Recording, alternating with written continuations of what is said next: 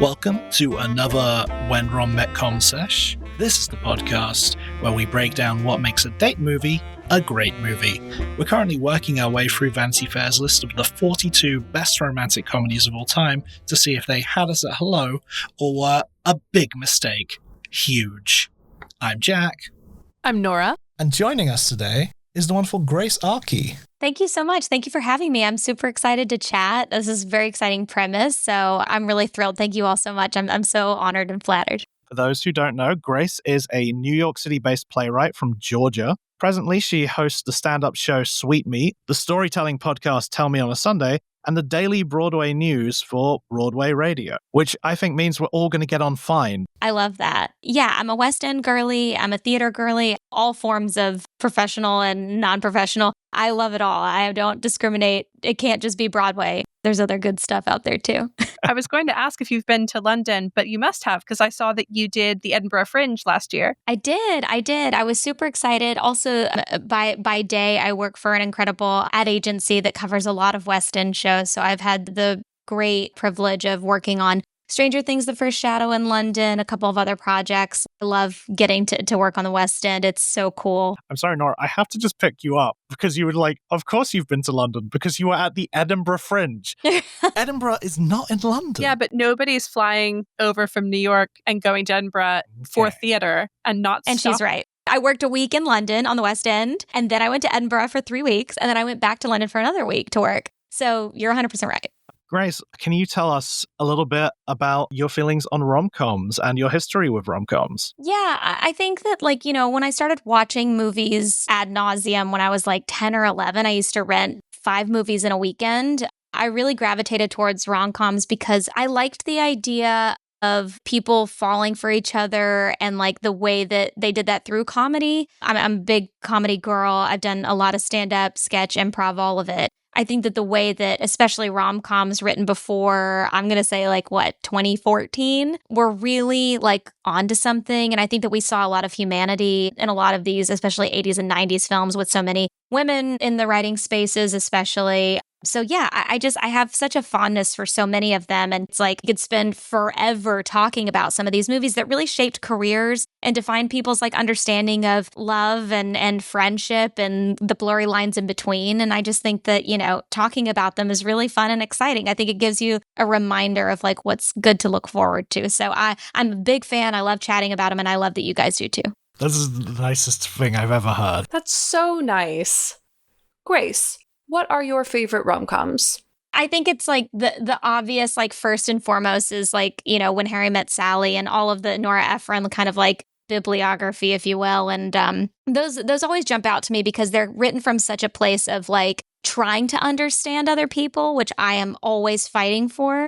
My partner proposed to me at the Washington Square Arch in New York, where Harry and Sally kind of part ways when they first, arrive in New York City. And that was just so touching to me because they moved to New York also from Georgia to go to NYU. And that's where their mom dropped them off. And they were I want to start the next phase of my life with you here, the same way that others have. And so we took our engagement photos on Bruno Kirby and Carrie Fisher's apartment in the Upper West Side, where they, take out the wagon wheel coffee table. And there was a man outside and he was, looking on a stoop and he goes, they shot When Harry Met Sally here. And I was like, do you think that 2 random young adults are taking a photo here for no reason at all? It was just so strange and funny. But he told us that next door to that apartment, they painted the entire thing white because they didn't like the color of it for the shot, and then they never ended up using it in the shot. So it's just forever painted this really pristine white, only because, the DP or whoever said, oh, it's going to look better this way. And then the owners of that apartment just kept it.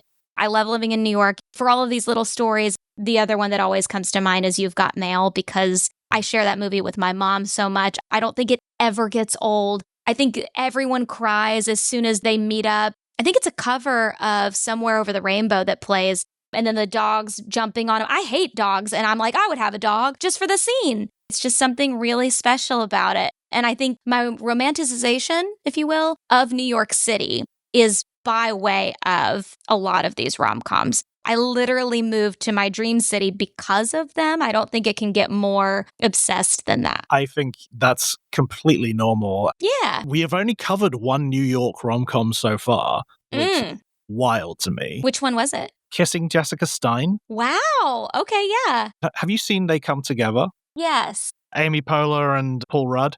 The idea is that Amy and Paul are telling their story to their friends, how they met. And they kept saying, well, there was another character involved, of course. New York City. Yeah. The famous third thing in every rom-com. Yeah. Every rom-com's a love triangle if it's set in New York City. Oh, that's beautiful. Exactly.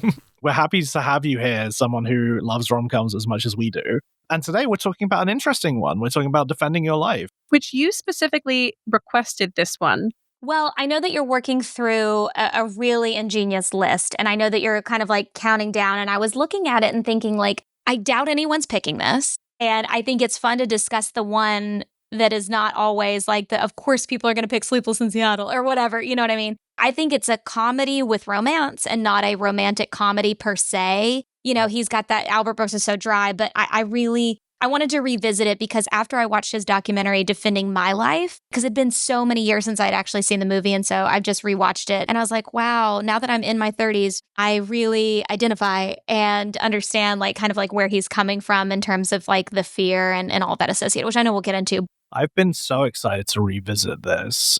God, about 10 years ago now, for my birthday, rented out a cinema screen. And my dream was to find a movie that I like that none of my friends had seen. And even more preferably, one they'd never even heard of. Mm-hmm. I settled on Defending Your Life. That is the most Jack Wow. theme for a party I have ever heard. Yeah. Don't you wish you knew me back then? Yes, I do. I did a birthday too where I knew that the film house that we were going to is an art film house. They were showing a movie that I really loved. And I invited all my friends to come out. I said, if you want to celebrate me, you can come see this movie. And it was Splendor in the Grass, which is a huge downer. And everybody was really bummed out. I was like, oh yeah, this is like about Natalie Wood being like absolutely insane and like really not an uplifting birthday film. And after that, I was like, maybe I do birthdays by myself. I don't know how it went down. I think some people liked it and some people were like, what is this? Mm-hmm. And that's exactly kind of the response I wanted. I haven't watched this since my birthday that time. So I've been really excited to come back to this one on the list. And Nora, I believe this is your first time watching this. First time. Nice. Let's have some stats on the movie. Directed by Albert Brooks, and it stars Albert Brooks, Meryl Streep, Rip Torn, and Lee Grant. It was released on the 5th of April, 1991, which I believe it's our oldest film so far. It had a budget of, I could only find 20 million plus, and it only made 16.3 million at the box office. It has a Rotten Tomatoes score of 92%, Wow. thus eclipsing our previous highest Rotten Tomatoes score of Kissing Jessica Stein's 87%. Wow, new top scorer. Yeah. Oldest and best reviewed. It will not stay that way, but you know. IMDb describes it as, in an afterlife way station resembling a major city, the lives of the recently deceased are examined in a court-like setting. What a beautiful, romantic sounding film.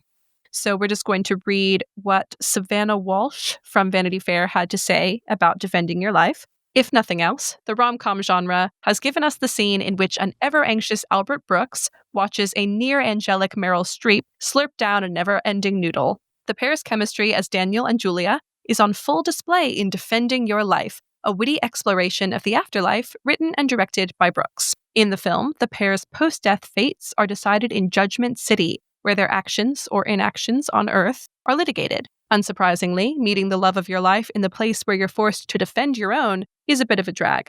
If Daniel can't properly justify his way of living, he'll be forced to do it all over again, leaving Julia behind. And if you thought running through the airport was a wildly romantic gesture, try chasing after a tram headed to the next plane of human existence. I thought about that when watching the end of this movie. And I was thinking about just like, it's such a nice one-up from the airport. It feels so dramatic. Which is one of the reasons I love this movie. It feels so unique. Let's get into our initial thoughts on Defending Your Life. Grace, get us started. Kick us off. In another time, I think this is like a limited 4-part series done by Brooks. If we were in a different like television and film age, I think it would hit differently.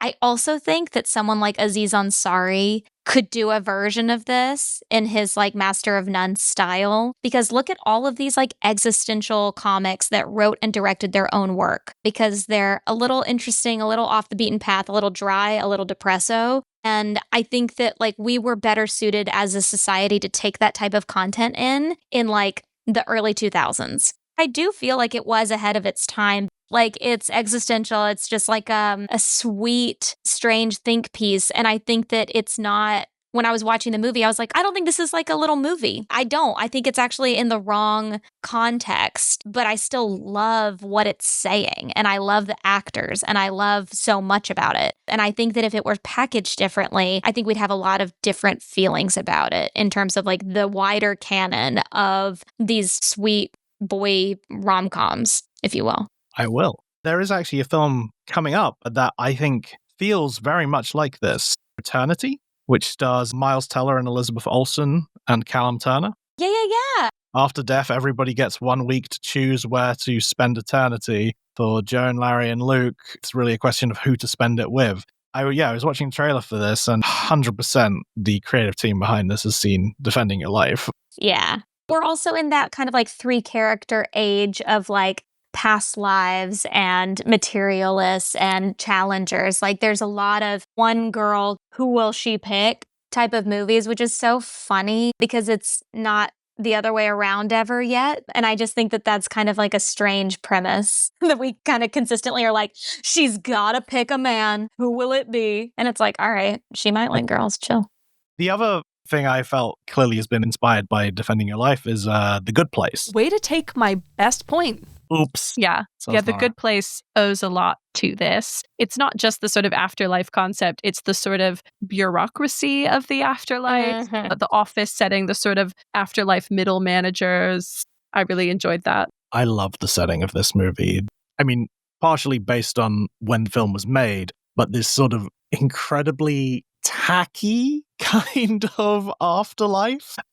I feel like I'd go crazy this idea that everything is like good. I mean, it's almost like The Good Place sort of setup. The real hell is everything being perfect. Well, yes, they have the like trail riding stables and they have the strip malls outside of town. Which I would not enjoy because I like doing my own nails and don't like yoga. Well, yeah, it's exactly the like every place has just frozen yogurt in The Good Place. It's a wonderful sort of concept from Albert Brooks. I was looking up about the sort of development, and he really wanted to do something about the world of the afterlife and a sort of unique version of that. And it was never originally intended to be a love story. That came later, and it shows a little bit in the film. And the love story definitely feels like the second plot. But I'm very glad that it's there, because I don't think this film works about it, and I don't think its central thesis works without love. You know what else I really like about this concept is that it is an exploration of the afterlife that is non-religious, atheistic. Yeah. There is no hell.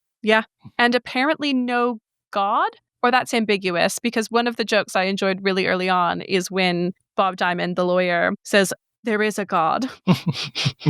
Quickly, while we're on Bob Diamond, Rip Torn as Bob Diamond. What a legend. It's probably his best movie. I look at everything he's ever done. He's obviously had like such a track record, and it's so funny because everyone remembers him from Dodgeball. But I think that his performance in this is really warm and really funny and really earnest. And like, he cuts through everything when he's like eating that kind of like garble. He's just so full of joy when he's like watching him try to eat it. And he's like, you don't understand. I'm smarter than you. It's great. I would say it's his best movie, but I am a lover of Men in Black. He is very charming in Men in Black. And also, TV-wise, The Larry Sanders Show. And I feel like a lot of Bob Diamond comes through on The Larry Sanders Show. The scene I think is actually really beautiful, and spoilers for the end of the movie, when he tells Daniel that he's got to go back. It's really well done. Firstly, him picking up the note saying it's early. Is that good, bad? Or he's like, neither good, neither bad. Opens it up, looks at it, and then just starts asking him like how he enjoyed his time here. It's really lovely because you know he's had to do that so many times. Mm-hmm. And also you get the sense that he does feel for Daniel and he doesn't really want to send him back, even though I think he also kind of knows that Daniel probably should go back. That's a moment that comes quite late in the movie, and it's almost one that I didn't really expect to find in the movie, but it's such a touching little human moment. But as we are a rom-com podcast, we should probably talk about the romantic aspect of this movie, because this is the first time we get to talk about Meryl. Is this Meryl Streep's only appearance on the list?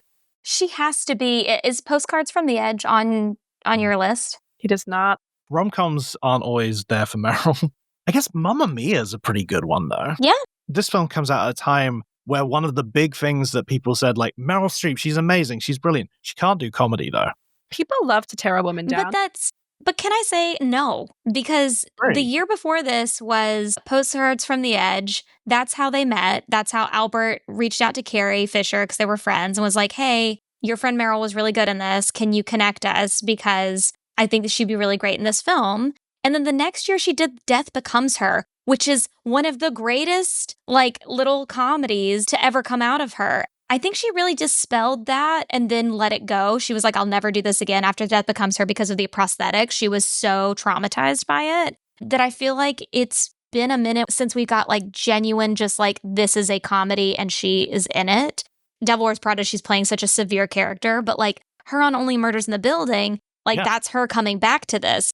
Even, like, It's Complicated. Girl, that is a rom-com. Like, what are we doing? 2 years before this, she was in She-Devil, which I really enjoy. She is very funny. And I agree, Nora. People just like to tear a successful woman down. One of the greatest actors of our time. And they're like, she can't do it all, though. Okay, when's the last time you said that about George Clooney? She can also sing. Yes, she can do it all and has done it all. I was just so enchanted by her every moment that she was on screen. This is such like a wild idea that, like, these two people would meet in this place and immediately fall in love. But who wouldn't fall in love with her? You kind of go with the chemistry on this one. She's so sweet. She just wants to eat all the food. She's so open. She is so ready to be delighted. She loves life. And I think that is such an attractive quality in a person, just openness to experience, openness to joy. There's no cynicism in her. She goes in ready to love everything always. The scene referenced in the Vanity Fair article, the long noodle, she plays it great. He's just going like, bite it off, just bite it off, just bite it off. You can tell she's having the time of her life. I want to talk about the child they have playing Daniel as a baby. Yeah. Who gives the best performance of the entire film. And that's saying something considering we've got Meryl Streep. But I also found it really disturbing because what were they doing to get that performance out of that child? I don't want to know. We should set up a little bit like of the film. Like, we are seeing like flashbacks of Daniel's life after he's passed away through like this sort of courtroom setting, judging whether he has led a fearless life so he can pass on to the next stage of what life would be. They are very adamant that it is not a trial. It is not a trial. There's a prosecutor, there's a defender, there are judges. It is not a trial. And yet. I love all the little rules of Judgment City. I'd love that it's called Judgment City. When they're on the bus, because obviously you take a bus to the afterlife, the tour guide says, "Good afternoon and welcome to Judgment City." That's such a good TikTok soundbite. Yeah, it is. It's amazing. You should get on that, Nora. We got to use that for something. Yeah, it's so good. There's so many great little aspects of Judgment City. The one as a baby is the first flashback we see. Well, so I think it's the second one we see. We see the one where he refuses to fight as a kid. And we see one where, again, it's another really beautiful Rip Torn sort of like bit where he's just talking about that's where he learned restraint because his dad didn't hit his mother. It is a very fascinating look at someone's life, at these little moments to see whether they show fear or not. I have a question. Is everyone being assessed by the same criteria? Like, is everyone having sort of fear examined? Or do we choose a person's fatal? No, I think it was their fatal flaw, because if you watch him click through the TV shows, you can do this or face your fear. It kind of like sticks with him for a little bit. But like, I don't think that Meryl's character was afraid of things. She was embarrassed that she died by tripping. Because she was like, couldn't I have been dying like cooler? Like, she tries all the food. She talks to him immediately. The first moment that she looks at him and says, I can't stop thinking about you. He would never say that. And he even like admits, you know, I got married too young and I don't believe that you should marry a person that is more attractive than you because it's just out of balance. Like, he's afraid of every possibility. And it never even occurs to her to have that fear. So I think that they're all being evaluated in a different conceit. His was specifically not taking risks. She passes the test with flying colors. So if she was being assessed on fear, she would pass. I do think it is all fear-based. Fear is sort of a generic term for it, I suppose. But like, I really want to know what the whole world of that TV show was, actually. Right. That woman is crying, and that man is really excited to face his fear. Feels very, very distressing. But I found it so interesting because it really fights against what we tend to think of as the afterlife and what you're being judged on. Morality doesn't seem to come into it. There is an internal logical consistency in that they are judging based on fear, but it was not one that made any sense to me. Because, so they want him to be brave and they want him to be smart. Or specifically, they want him to make good judgments. But those two things are so often so different. Like, yes, a lot of stuff it's brave, but stupid. So they basically go, hey, sweetheart, you can't go to heaven because you didn't beat the shit out of this bully on the playground. And also you made some bad investments. What are you talking about? Yeah. And also you didn't ride a snowmobile again. Well, he didn't want to, though. I know. My favorite moment from him was the explanation of why he hates snowmobiles. He was like, it smelled bad. Your Honor, it's not fun. You're vibrating. You feel it in your balls for months after. It's like, hey, I wasn't afraid. They just really, really sucked. I just didn't have a good time. Burned the hair off from my knee to my crotch. Again, it's why the love story works into it, because I think a lot of us do fear the idea of falling in love or saying that we're in love. I really love this ending where love is the thing that makes us fearless. Oh. Yeah. It's such a simple thing. When he rips open the belt buckle and then he has to run across traffic. He just got hit by a bus, dolls. It's been 6 days. And he said, I might get hit again. Also, shout out to that BMW convertible. Sad that it just got ripped out of our hands so quickly. Had a short life, but a good life. So pretty. Going back to the beginning of the movie, I just want to talk about the dialogue. I love how the dialogue is in this film. I mean, it reminds me of Seinfeld, and I'm sure Seinfeld was very inspired by Albert Brooks. Actually, I think Seinfeld comes on the air around the same time. But it is just this, gorgeous talking about nothing. The bit where he's in the car with his friend and he's asking him, why he drives the Range Rover. And he's like, what don't I know? Is there a flood coming? All this kind of stuff. Well, it's a peak era of Jewish male comedy. You're looking at Larry David and Jerry and Albert and Mel and Rob Reiner and, Carl Reiner. I mean, this is peak Billy Crystal. This is when every kind of dude in that kind of comedy sphere was like, hey, this is something, right? And it's the most mundane thing in the world. Albert Brooks is such a phenomenal, relatable kind of human being, but I don't think everybody got it. And I think that now we long for it. We long for relatability because it's just kind of everything's so heightened. It has to be the biggest thing. And it's actually the most communal form of this type of comedy is kind of through voices like this that are kind of making the mundane ironic and simple. Yeah. Albert Brooks has made a career out of this. Before this, had directed the movies Modern Romance. It's one of the most uncomfortable romantic comedies of all time. Purposefully so. He does uncomfortable humor very well, that sort of cringe style. This is probably the first time he made something that doesn't feel like that. It's much more wholesome. It does feel like a warm hug at points. I would say of the films we've covered so far, and there's only been 6 others, I'd say this is probably the best written. I loved just the scene of Meryl and Albert just walking and talking. Mm-hmm. I want every relationship of mine to be like that. It's very sweet. I am not familiar with Albert Brooks. I realized I only know him as the voice of Marlin in Finding Nemo. He's in James L. Brooks' movie, and we'll talk about James L. Brooks and Albert Brooks again when we get to Broadcast News. It's billed as a rom-com? Broadcast News, definitely. It's like an unrequited rom-com. I haven't seen it. You'll see it. Spoiler. You'll see it in ages because it's way up the list. You'll forget. Also, trust me, I haven't given anything away. Okay. You're going to be shocked that someone's calling that a rom-com. It's an excellent film. You're going to be shocked that you've never seen it because it's brilliant.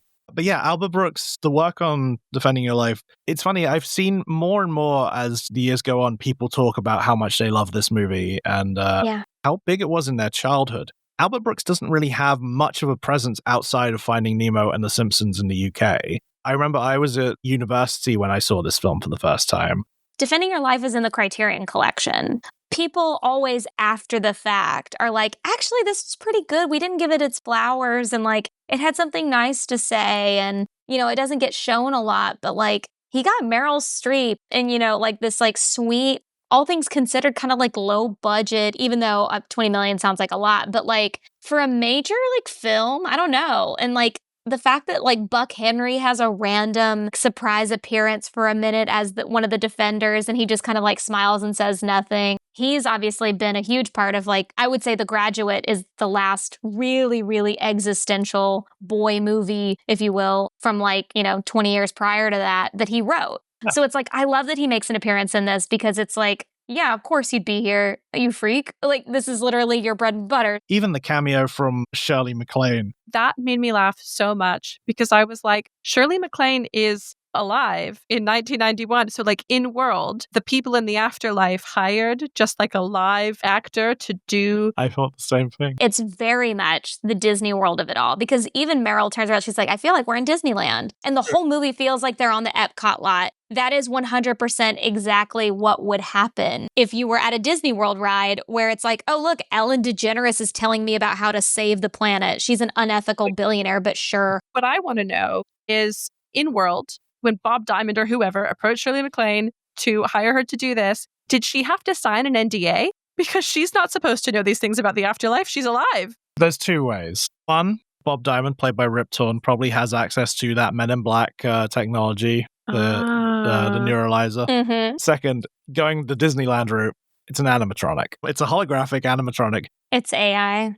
Made by people who only use 3% of their brain, which is the big point in this movie, that people on Earth only use 3% of their brain. Whilst in the afterlife, by being fearless, you can access 51% of the brain. I love the idea that in the afterlife, you can manipulate taste so you can eat what is essentially horse shit and think it tastes great. Anytime Rip Torn is like, you wouldn't like this. You wouldn't understand. You wouldn't understand. I was in the corner of like fate. In the inner circle of thought. Yes. Albert Brooks looks confused. And he's like, I told you wouldn't understand.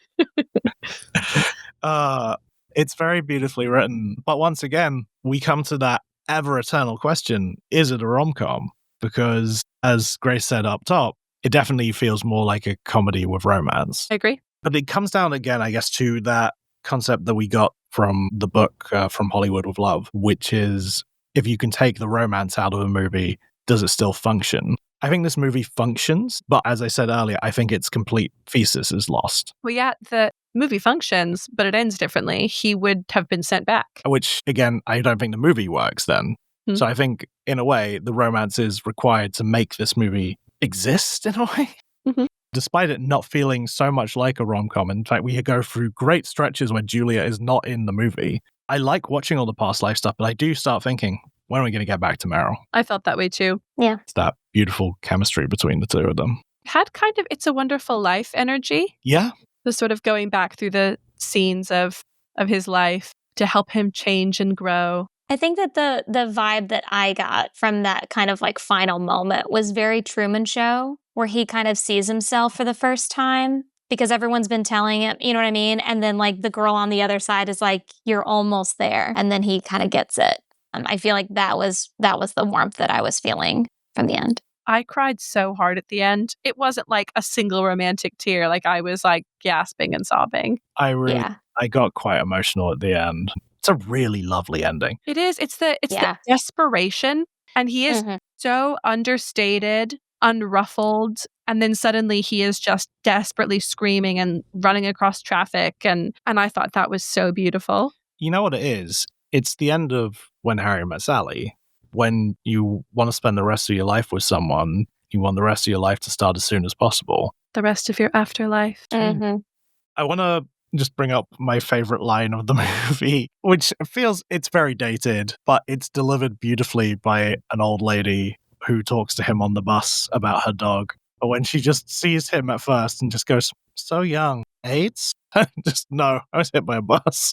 It was the first moment, well, no, I think I'd laughed quite a few times already, but it was the first moment where it just came out and I just laughed my head off at just the insanity of it all. Yes, it's a very 1991. It is a very 1991 joke. Assumption to make. It's really beautifully delivered. That old lady is actually great when she's telling him about her dog. It's so funny. When she asks, It's just like, yeah. you asked me that twice already. But also that scene serves a narrative character development purpose, which is he's clearly not an asshole. It's a save the cat moment. Yeah, because we had him presented in the opening scene as this sort of like kind of douchey advertising executive who's dropping loads of money on a car. Or at least it appears to be wanting you to think that. But actually, he seems like a really good guy, all things considered, who's just a bit anxious. No, completely. Which reminds me, there is a scene in this movie that makes me feel anxious as a comedian who has bombed the bad comedy scene. It's great. It's called The Bomb Shelter. It was my favorite bit of the movie because every comic knows what I would give to be bombing or performing comedy in front of people that like had no choice. You know what I mean? Like it was just so, and he's like, come on, stay. You got to hear the song. And it's like the worst version of the song you've ever heard. I thought it was great. It was a brilliant device. I loved that part. I can't confirm the accuracy of this trivia, but It's true. Okay. Do you want to tell it? I can. Please. During the stand-up sequence, Albert Brooks' character goes to watch this comedian. The comedian's doing some crowd work, being like, how did you die? Albert Brooks responds with, on stage, like you. Like you. And then later on makes a joke saying that he has to watch the whole comedian's set because it's his father. And then he goes, no, can you imagine? That'd be awful. But in real life, Charles Einstein, Albert Brooks' father, Albert Brooks' real name, Albert Einstein. That's a fun fact. That's a fun fact. This next fact is not a fun fact. Charles Einstein was a comedian himself who did die on stage. Yeah. So it's a little nod from Albert to his dad in that moment.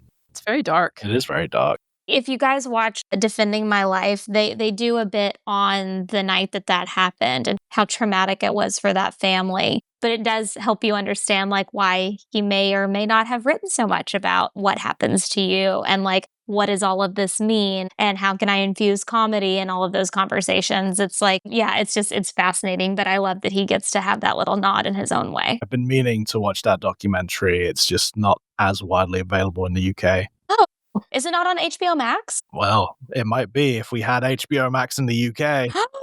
No, VPN, guys. I want to flag that he dies on his birthday. Yeah, you're so right.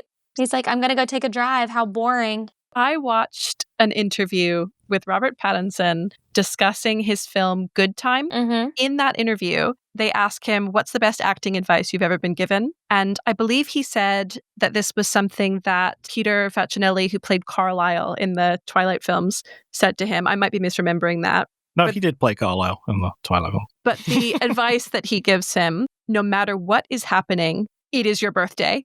It's like when something good happens, it's like, oh, this good thing happened on my birthday. And when something bad happens, it's like, on my birthday. It's such a great acting device. I use it constantly now. I had two bits. One is just like a 2025 lens. Like, it's a very white movie. They're wearing white. It's an all-white cast. The only two times that there are any people of color, one, I don't think a single Black person's in this film. Two, there are two, like, strangely, like, Asian microaggressions that are just unnecessary that I think would be on the chopping room floor in this day and age. Because it's like, who cares? Like, why are we doing that? I always go, if it's not a big enough laugh, it's not even close to being worth it. Like, it's not awful. It's not like a cancel the film, but it was definitely something that I was like, oh, that would be different now. Like, I would make sure that that's not present here. It's a very 1991 sort of like joke. There's also two judges, one played by a Black woman, I believe. So that's nice. I also- yeah. Her. She was one of my favorite characters. Yeah, she was great. But it's so funny that there's two judges, and I couldn't tell if it was to have a male and a female perspective, and then, you know, the defender is a man, and then the woman is putting him on trial. You know, I don't know if that gender dynamic is what he meant to play there, but I do think it felt intentional rather than having one judge, that there were equal parties by genders represented in that room, which was interesting. So that was my only two like takeaways. That's all the notes I have. One of my favorite recurring jokes was they are constantly saying over and over and over that you can eat as much as you want and you won't feel sick. And he never really eats. He takes kind of one bite of each meal and then might like nibble once or twice after that, but he never really gets to eat it. And every single time he sat down to a meal, I did like a bite count. I was like, is he going to get to eat that chicken? Nope. Is he going to get to eat that shrimp? One shrimp while she's slurping that noodle. I thought it was just interesting that they kept talking about how good the food was. And I was like, all that food looked horrible. That omelette looked so disgusting. Well, look at who they were asking. There's not a lot of seasoning going on in that white kitchen. I'm just saying it. Not a lot going on, guys. They were like, this is delicious. I said, I see you. I think it was the melted cheese on the omelette that really did me in. But it was That was wild. sensational. It was sensational. Everything we have is sensational. How's the cheese omelet? Sensational. Sensational. I like that that's also in his sort of like still adjusting to being in this world phase. The bit where he tries to tip the guy at the hotel is The bellhop, yeah. It's funny. the line of like, I don't doubt you'll find anything, but I appreciate the gesture. Another little cameo. His ex-wife in the flashback where he's practicing his salary negotiation and then he just takes the first salary that's offered in the actual situation. I don't know if there are any Vampire Diaries fans on the line, but his ex-wife is played by none other than Mystic Falls Mayor Carol Lockwood. Wow. She's gorgeous. Right? And also much more attractive than Daniel to the point that it's anxiety-provoking, as he specified. Nora has recently become the biggest Vampire Diaries fan in the world. It's my current. Just now. Yeah, Like, I'm in the very late past, to the game. I'm having a great time. That's so funny. I'm suddenly reminded, I did want to say, I miss a comedic, jaunty score. I love the score for this movie. It's an excellent score. It's It's really bouncy. It's really lively. It keeps the energy up. and he gets on the tram at the end and the score is really building. You're like, oh my God, this is going to be epic. And then it is. Yeah. I feel like our soundtrack is going to be a really quick pick for this. Yes, there are only 3 actual songs that appear in the film, and I'm guessing we all picked the same one. I mean, I can't pick the jaunty score. No, we can't, unfortunately, pick the score. My best song to add to our playlist is the Barbra Streisand Something's Coming cover that he dies to right at the beginning. It's so funny. It's such good foreshadowing. It's bizarre that he has such a high stack of Barbra Streisand albums that he puts in that car, that he's like, something's coming. And it's a bus. You're getting hit by a bus. It's hilarious that he's singing along. But you know what's so thematically interesting about that choice? And this is going to be so pretentious musical theater degree of me. Bring it. In West Side Story, when Tony sings Something's Coming, he's about to meet the love of his life and then die. Daniel is about to die and then meet the love of his life. Yeah, I think it's a great take. It's a great take, and I think that it's so appropriately used.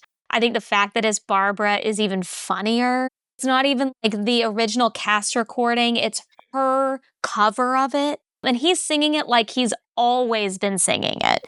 Do you know what I mean? Like, this is the song he plays when he gets in his new car, every time he gets a new car. Because we've seen him get in other new cars, you know, in the flashbacks. And it just makes you go, is this your ritual, you fucking freak? Like, on your birthday, you do this? It's so good to me. It's brilliant. That's my choice as well. Guys, I thought we were all going to go for Albert Brooks singing Home on the Range. That was my second choice. Or That Was Your Life. That was so brutal. I was so uncomfortable. Get us out of here. You got to stay for the song. You have to stay for the song. No, we don't. I once went to an insanely bad comedy show at the Edinburgh Fringe, and I was like, I have to leave. I have to get out. And it was a sketch comedy show, so the lights went down between sketches. I got up, went to the door. It was locked. The door was locked. Lights came off. I'm at the door. Everybody can see me. I go back to my seat, and the guy sitting next to me just leaned over and said, I wish I was as brave as you.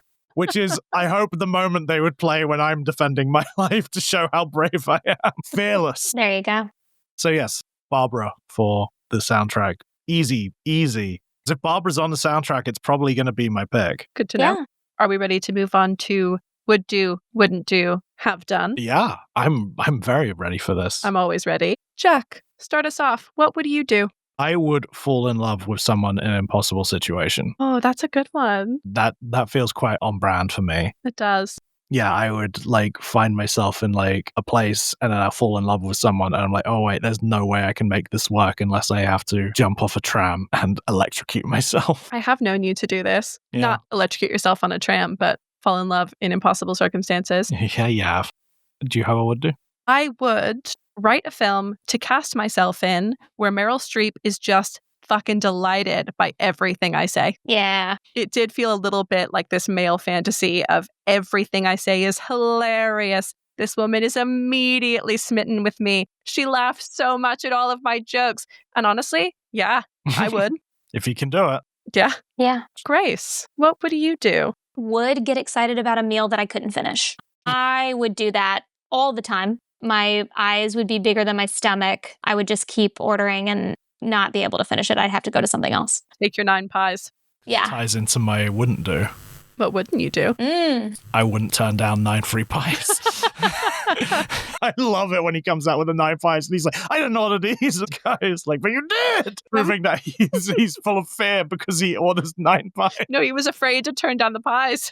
And then he's like, I'm going to go get you steaks. Grace, what wouldn't you do? I wouldn't get off of the train. I'd be like, wow, that sucks that we're so far away. I don't think I would do it. And not because of like the love thing. I think I just like physically am not going to get off of that damn tram. It's not happening. Okay. I hope I see you on the other side. I said, I'm going to trip. I'm like Meryl. I trip a lot. Okay. So like I'm busting my ass on that, like on the get. I'm not making it. Okay. So there's no point in me trying to get out of this thing. So I wouldn't be getting off the tram. And I hate that, but it's true. So there it is. I have 2 wouldn't do's. Oh, no. The first is that I wouldn't tell someone I'm interested in that my philosophy is not to date anyone who's more than the bare minimum of good looking required to turn me on. What a wild thing that's crazy. to say. Yeah. To a gorgeous person. It reads like a neg, and I know he didn't intend it that way. He's just being really neurotic, but he should have said that, and I would not say that. On a related note, I would not have not slept with Meryl Streep. They are certainly real slow for people who might have 4 days together until they go off their separate ways for eternity. What? He's having performance anxiety? Shut up. I agree. Yeah. Jack, what have you done? I have shown fear, but I've also shown love. Wow, okay. Empathy. And while I don't think Daniel is a perfect person, I do believe he embodies these things that a lot of us feel. And based on what I said earlier, I do think that love and fear are beautifully connected. I think the greatest things I've done to overcome my fear have been love-focused. I think that's one of the reasons I got so emotional at the end of this movie, because I was like, I see this. I feel this. There's something to that love-fear connection in that love and fear are so tied together, because if you don't love anything, what are you afraid to lose? They kind of don't exist without the other, even if it's love of yourself, fear for your own well-being. I do love me. We all do. Love you, I know. Grace, what have you done? I have defended myself. I have had to be in court situations, like unsavory, not fun things. And I've had to sit there while people decided my fate. If you've never had to do that, it's a deeply traumatic thing to kind of be put up in that kind of like pedestal of it all. So that's my have done, which is something. Wow. Nora, what have you done?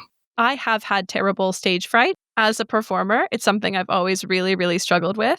I don't think I've ever refused to go on, but I've certainly had to like grapple with that fear. So I really felt for him. And keeping someone out of heaven for stage fright offends me. Though, of course, he did go out and he was ready to do his speech, as Rip Torn attests. Yes, but there was a gas leak. There was a gas leak, so, Shall we move into my favorite segment, the rom-com breakdown? Tell us how it works. The rom-com breakdown, short for romantic comedy breakdown, is a series of ratings we give to each film.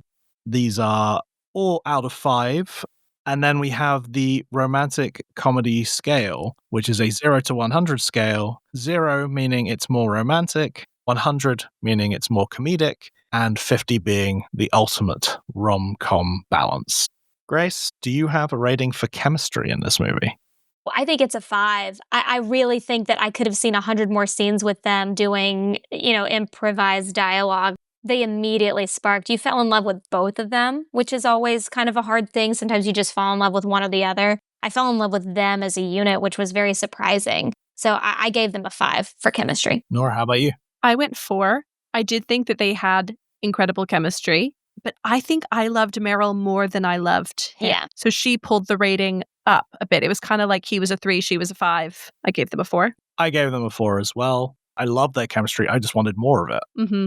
I do actually really like the scene where he doesn't sleep with Meryl, where he's talking to her about why he thinks he shouldn't. An objectively ridiculous choice to make. But I like their chemistry in that scene. And yes. I feel like even though it is an awful decision to make, you understand it in the moment. And it actually really upsets me that it's used against him later on.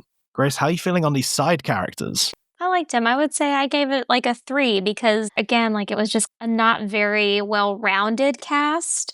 because I did like the performances that I saw. I just think there could have been more there. I also said 3. Like, there were a few great supporting characters, but these ratings get easier the more films we cover because I have sort of a better barometer. Exactly. And when you compare it to something like But I'm a Cheerleader. Yeah. All bangers. That's what I'm measuring everything against now. So this one for me was a 3. I get that. I went a 4 because I just liked anybody in a small role in this. The old woman on the tram, loved her. Yeah, she was great. Mary Pat Gleason as the waitress where everything is sensational. Carol Lockwood. Carol Lockwood from Vampire Diaries. The guy at the Japanese restaurant who's like, I came up with all nude. All nude. All nude. Double the strip club's profits. Then it was like, do you want to come take a piss with me? Such a weird little moment. The guys who worked at the hotel, I thought everybody played it to like the exact level they needed to. Mm-hmm. And so I was just always happy with. There was no side character where I was like, probably actually the only side characters I'm a little on are like the ones in the real world. But what do we care for them? We're here for Judgment City. Also, best supporting character is that book of Views Above Judgment City. Mm-hmm. Grace, how about plot?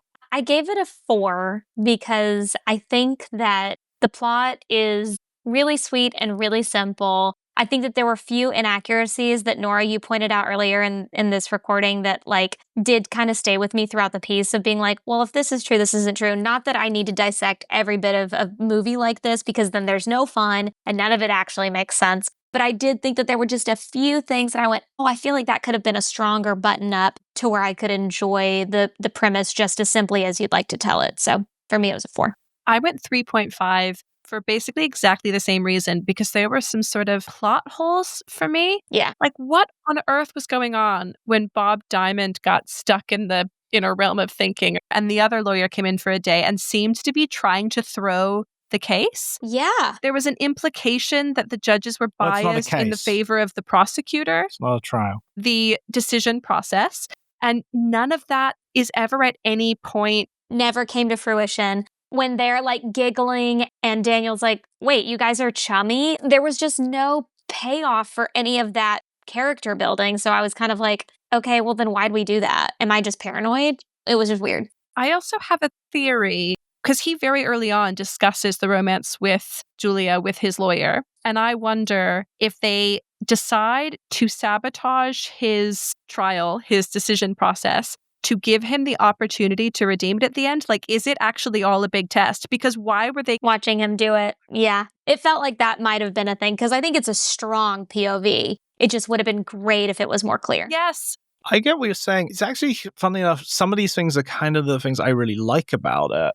I love a film that feels like the world is lived in and we don't get everything about it. I haven't mentioned Lee Grant is really lovely as the prosecutor as well. Really good. Really icy, really scary. The bit where Daniel tries to get to know her and she's like, if you still want to know these things about me after the trial is done, ask me then. Which I thought was such a great moment. I just saw her as like, this is a woman who is excellent at her job. I guess that's what I mean, because her job is to be scary and icy. Dragon Lady, as they call her. Oh, as they call her. But and I loved the moment where he sees her at dinner and she's clearly having this tiff with what appears to be a partner. Yeah, who's hitting on Julia. Yeah. That's the implication. And I'm just like, I love that there's this like, there is external worlds to these characters. They have lives outside of the film and we don't get input into those because the main character we're following doesn't either. It's a good point. And it's something I really like. And I gave this a 4. It is so rare for Jack to score higher than me on these. That's wild. It's usually the same. But if someone's higher, though, it's always me. Yeah. So yeah, I'm hitting on a 4 for this. I just thought it was, again, I was drawn in by the world. Whether it's like a 4 within a romantic comedy plot, that's tough to say. But I actually have less notes on this film than any others we've covered because I think I was just so comfortable watching the movie. I really enjoyed this one. Well, whether it's a romantic comedy or not brings us quite neatly into our next rating, which is the rom-com scale. Yeah. I'm really interested to see where you two put it on the scale. Grace, take it away. I think it's a really clean 70 because this is very clearly from a existential dry comedy brain. And there is some genuinely beautiful romance that is built here. I'm a big fan of yearning movies. I love longing. I love that they don't fuck. Like, I really do. I love that they don't sleep together. I love that we get one gorgeously passionate kiss. I don't need any more than that. Like, I think that the friendship love that is built here is so lovely. But the most of the film is about like his crisis and that kind of like dryness and irony that satirical that happens throughout the piece. And so I think that it's a 70 for me. For the exact same reason I went for a 75. There you go. It's 3/4 comedy, 1/4 romance. I originally said 60 and then last minute raised it to 70. I agree that it is definitely a comedy film with romance in it, but because the romance is so strong and is so essential to get us, over the line to the end, I was like, it makes it feel more romantic than it actually is. But 70 does feel like the right number. Guys, what a lovely chance to talk about love and fear with you. I had such a nice time. It's such a good one. Is there anything you'd like to plug before we wrap things up? You can follow me all the time through social medias at Grace Aki. It's just my name on Instagram, Threads, on TikTok. It's Grace Aki. But if you are interested in Broadway news, and we do talk about some West End stuff, you can listen to me every single day on Broadway Radio for Today on Broadway. And also just like all of my other artistic projects are on my social media. But otherwise, I'm really honored to have chatted with you both. I just love this premise. I love chatting any, romantic comedies, especially movies like this that have kind of gotten lost in the ether, but I think are super important. So thank you both so much for having me. It's really lovely. Thank you so much for joining us. Hopefully we can get you back to talk some more obscure romances. Oh yeah. Any sad boy movies, sign me up. Oh, we got plenty of those. This has been When Rom Met Com. You can find us on Instagram and TikTok at When Rom Met Com. There are links there to the Vanity Fair article, to our Letterboxd, and any other fun things we found and want to share. You can DM us or send us an email at mail@whenrommet.com. Get it? We'd love to hear your thoughts on the films, what rom-coms you think should have made the list, your best would-dos, wouldn't-dos, and have-dones, or anything else you'd like to hear about. If you've had a nice time today, please consider leaving us a review or following us wherever you get your podcasts. A little PSA from your hosts, and a little peek behind the proverbial curtain. This podcast is fully self-produced, which means Jack and I have spent the last few months desperately teaching ourselves sound engineering, booking in some amazing guests, and prepping and recording episodes alongside our full-time jobs. We are off to Florida next week, which means we're taking a week off from podcasting for a little R&R. And by that we mean rest and rom-coms. While we're prepping our future episodes, we suggest you do the same by watching Fire Island before that episode goes live on Wednesday the 8th of October. Thanks for listening, and remember, we don't hate you. Not even a little bit. Not even at all. See you next time.